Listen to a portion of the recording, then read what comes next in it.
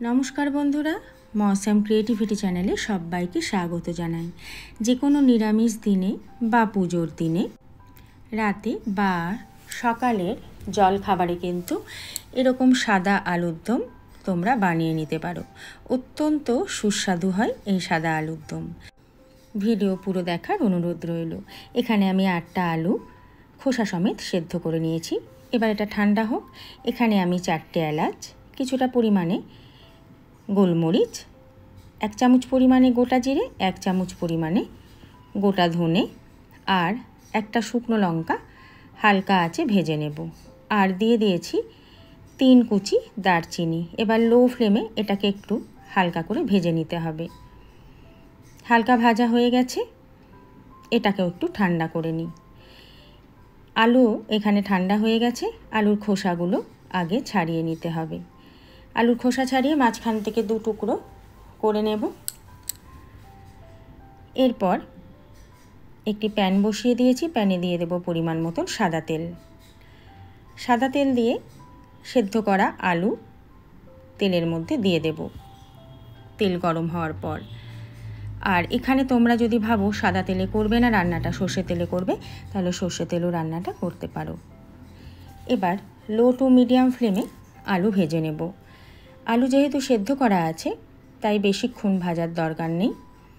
হালকা লাল হলেই কিন্তু আলু নামিয়ে দেব। আর এই আলুর দমে আলু একদম খুব বেশি ভাজা যাবে না। আলু ভাজা হয়ে গেছে। এবার তেল থেকে আলুগুলো ছেঁকে তুলে নেব। আর কড়াইয়ে একটু লেগে আছে, এতে অসুবিধা নেই, যেহেতু আলু সেদ্ধ করা ছিল তাই হালকা হালকা একটু লেগে গেছে। এবার একটি গ্রাইন্ডার জারের মধ্যে 25 গ্রাম পরিমাণে কাজু আর 3 চামচ টক দই দিয়ে দেব, কিছুটা পরিমাণে নারকেল কোড়া। এবার এটা গ্রাইন্ড করে নেব। আর এদিকে প্যানে আমি আবারও সাদা তেল আর 2 চামচ পরিমাণে ঘি দেব। ঘি আর সাদা তেল যখন গরম হয়ে আসবে, এবার দিয়ে দেব 1/2 চামচ পরিমাণে হিং। হিং কিন্তু একদম পোড়ানো যাবে না। সঙ্গে সঙ্গে দিয়ে দেব 1 চামচ পরিমাণে আদা বাটা। আদা বাটা দিয়ে লো ফ্লেমে এটাকে খুব ভালো করে নেড়ে নেড়ে ভেজে নিতে হবে। যখন হালকা ভাজা হয়ে যাবে তখন এর মধ্যে দিয়ে দেব সামান্য লবণ। লবণ দিয়ে আবারও ভালো করে নেড়ে নিতে হবে। আর আমি যখন এটা ভাজবো তখন একদম লো ফ্লেমে ভাজবো। এবার আমি যে কাজু দই এগুলো বেটেছিলাম সেগুলো এই সময় দিয়ে দিতে হবে। এখানে কাজুর পরিমাণ, নারকেলের পরিমাণ, দইয়ের পরিমাণ তোমরা কম বেশি করে নেবে, কারণ যত বেশি এই জিনিসগুলো দেবে ততই আলুর দমের স্বাদ কিন্তু বাড়বে। এবার লো ফ্লেমে ভালো করে নেড়ে নেড়ে এটাকে একটু কষিয়ে নিতে হবে। একটু করে ঢাকা দেবে আর এইভাবে নাড়বে। দিয়ে দেব 1 চামচ পরিমাণে লাল লঙ্কার গুঁড়ো। তোমরা লাল লঙ্কার গুঁড়ো না চাইলে না দিতে পারো, এর বদলে কাঁচা লঙ্কা ব্যবহার করতে পারো। আবারও খুব ভালো করে একবার নাড়াচাড়া করে নিয়ে দেখো কিছুক্ষণ ঢেকে রেখেছিলাম, কেমন তেল বেরিয়ে গেছে, তার মানে মশলাটা অনেকটা কষে এসছে। 3টে কাঁচা লঙ্কাও দিয়ে দিয়েছি। আবারও খুব ভালো করে এইভাবে নেড়ে নিতে হবে। এইভাবে একটু করে নাড়বো আর একটু করে রেখে দেব। এই সময় দিয়ে দেব ভাজা মশলাটা, যেটা আমি মশলাটা প্রথমে ভেজে রেখেছিলাম, এটা আমি এইভাবে গুঁড়ো করে নিয়েছি। খুব বেশি গুঁড়ো করবে না, একটু যেন দানা দানা থাকে ভেতরে, তাহলে আরও টেস্টি হবে আলুর দম। আবার খুব ভালো করে এই সময় কষিয়ে নিতে হবে। আর একটু এখানে লবণ অ্যাড করব। অবশ্যই লবণটা তোমাদের রান্নার অভিজ্ঞতা অনুযায়ী অ্যাড করবে। ভালো করে কষিয়ে নিয়েছি। এখানে 1/2 কাপ পরিমাণে দিয়ে দেব দুধ। দুধ নর্মাল টেম্পারেচারেই দেব। তোমরা হয়তো ভাবতে পারো দইয়ের সঙ্গে দুধ ফেটে যেতে পারে, কিন্তু একদমই ফাটবে না। এখানে যেহেতু কাজু দেওয়া আছে সেই জন্য দুধে আর দইয়ে ফেটে যাওয়ার কোনো ভয় নেই। এই সময় দিয়ে দেব ভেজে রাখা আলু।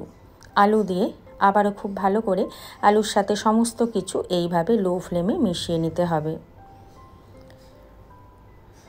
দেখো আলুর দম কিন্তু অনেকটা হয়ে এসেছে। এবার আমি হাই ফ্লেমে একটু ফুটিয়ে নিচ্ছি। সাইড দিয়ে কিন্তু খুব ভালো মতন তেল ছেড়ে দিয়েছে। আর যে জার ধোয়া জলটা ছিল ওর মধ্যে কিছুটা টক দই, কাজু এগুলো লেগেছিল, সেটা একটু ধুয়ে দিয়ে দিলাম। আর একটু ঝোল রাখবো, ঝোল মানে যেহেতু সেদ্ধ আলু তো, তাই পরে কিন্তু আলু ঝোল টেনে নেবে, তাই আর একটু এখানে জল দিয়ে দিতে হবে। তোমরা গরম জলের ব্যবহার করবে যদি জল দাও। এবার 1 চামচ পরিমাণে চিনি দেব। চিনি দিয়ে আবারও খুব ভালো করে নেড়ে একটু হাই ফ্লেমে ফুটিয়ে গ্যাসের ফ্লেম বন্ধ করে দেব। এখানে এবার একটি প্যানের মধ্যে নিয়ে নেব কিছুটা পরিমাণে বাটার। এখানে মোটামুটি 1.5 চামচ পরিমাণে আমি বাটারের ব্যবহার করেছি। বাটার যখন এইভাবে গলে আসবে তখন দিয়ে দেব কসুরি মেথি। কসুরি মেথি দিয়ে, কসুরি মেথিটা হাতে একটু ডলে দেবে, আমি একটু ডলে দিয়েছি। কসুরি মেথিটা দেওয়ার পর এইভাবে একটু লো ফ্লেমে নাড়াচাড়া করে নেবে, বেশিক্ষণ না, 1 মিনিট মতো নাড়াচাড়া করে নিয়ে এখানে আমি দেখো কিছু টমেটো স্লাইস করে রেখেছি, আর টমেটোর ভেতর থেকে যে বীজগুলো সেগুলো বার করে দিয়েছি। এবার টমেটোগুলো এই বাটারের মধ্যে একদম লো ফ্লেমে নাড়াচাড়া করে ভেজে নিতে হবে। খুব বেশি ভাজা যাবে না, হালকা একটু নরম হয়ে এলে নামিয়ে দিতে হবে। দেখো এই সময় নামিয়ে দিলাম, টমেটোটা মোটামুটি নরম হয়ে এসেছে। এবার আলুর দমের মধ্যে টমেটো কাসুরি মেথির ফোড়নটা দিয়ে দেব। এই সময় আবার গ্যাসটা একটু জ্বালিয়ে নিয়ে হাই ফ্লেমে ফুটিয়ে নেব, বেশিক্ষণ না, এই 1 মিনিট। আবার খুব ভালো করে সমস্ত কিছুর সঙ্গে মিশিয়ে দেব।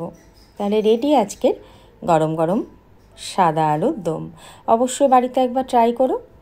আর রুটি, পরোটা, ফ্রাইড রাইস যে কোনো কিছুর সঙ্গে তোমরা এটা সার্ভ করতে পারো।